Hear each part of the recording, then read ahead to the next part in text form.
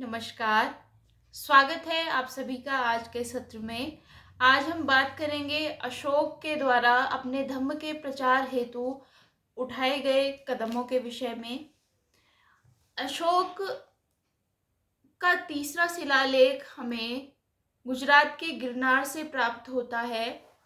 इस शिलालेख की दूसरी और तीसरी पंक्ति में अशोक ने धम्म के प्रचार हेतु अपनाए गए उपायों के लिए निर्देश लिखे हैं कि मेरे संपूर्ण राज्य में युक्त, रजुक और प्रादेशिक प्रत्येक 5 वर्ष में भ्रमण पर निकलें और धम्म के निर्देशों का प्रचार प्रसार करें।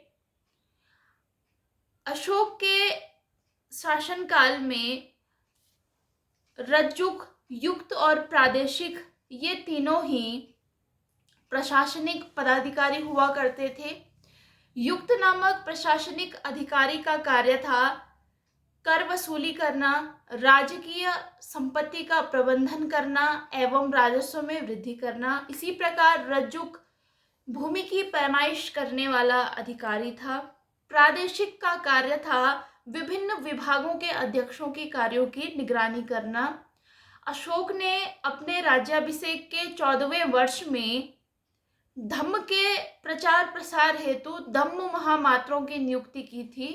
धम्म महामात्रों का मुख्य कार्य था विभिन्न धार्मिक संप्रदायों के मध्य में वैर भाव को समाप्त करना और धार्मिक एकता पर बल देना। अशोक ने धम्म के प्रचार प्रसार के लिए धम्म की शिक्षाओं को अपने शिलालेखों में भारत के विभिन्न भागों में उत्कीर्ण करवाया। अशोक ने धम्म का प्रचार प्रसार भारत ही नहीं बल्कि विदेशों में भी किया।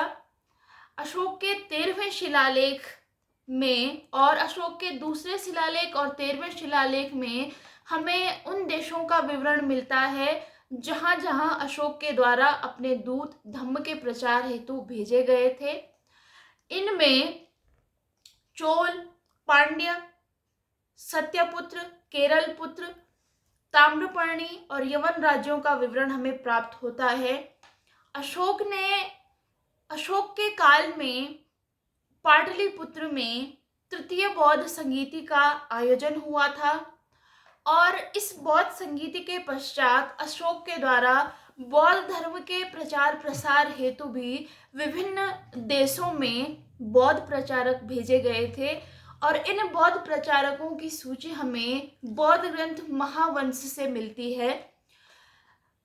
अशोक के द्वारा जो बौद्ध प्रचारक भेजे गए उनमें एक प्रमुख बौद्ध प्रचारक थे मझिंतिका। मझिंतिका को कश्मीर और गांधार में बौद्ध धर्म के प्रचार प्रसार हेतु प्रचारक के रूप में भेजा गया था। इसी प्रकार महिषमंडल मैसूर में महादेव थेरा को प्रचारक के तौर पर भेजा गया था। रक्षित थेरा को बौद्ध धर्म के प्रचार के लिए वनवासा भेजा गया था उत्तरी कन्नड़ क्षेत्र में। महारक्षित को यवन राज्य में बौद्ध प्रचारक के रूप में भेजा गया था। इसी प्रकार से अपरांतक में बौद्ध धर्म के प्रचार प्रसार के लिए धर्मरक्षित को भेजा गया था और महाधर्मरक्षित को बौद्ध प्रचारक के रूप में महाराष्ट्र में बौद्ध धर्म के प्रचार प्रसार के लिए भेजा गया था। हिमालय देश में मध्यम को बौद्ध प्रचारक के रूप में भेजा गया था।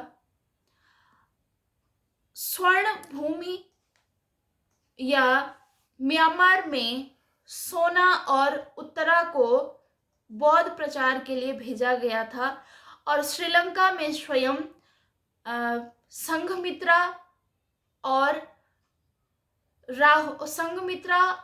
महेंद्र को बौद्ध प्रचार प्रसार के लिए अशोक के द्वारा भेजा गया था।